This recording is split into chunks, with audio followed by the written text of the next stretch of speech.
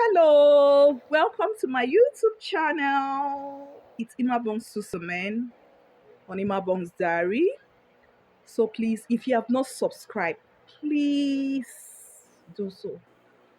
Like and share this video. So today, talking about something very important. And what's that thing very important?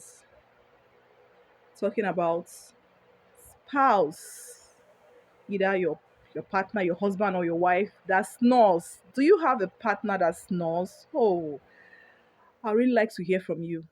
How do you cope with a partner that snores? Like this kind, you're tired, you're back home from work, you want to take this nap or you want to sleep at night, and then your partner just keeps snoring and snoring and snoring. How do you cope with it? Do you have somebody that is experiencing that? What are the experience they have? What do they do to help reduce this? I really want to hear from it because it's something very pressing, like a snoring partner. I really would love to hear from you.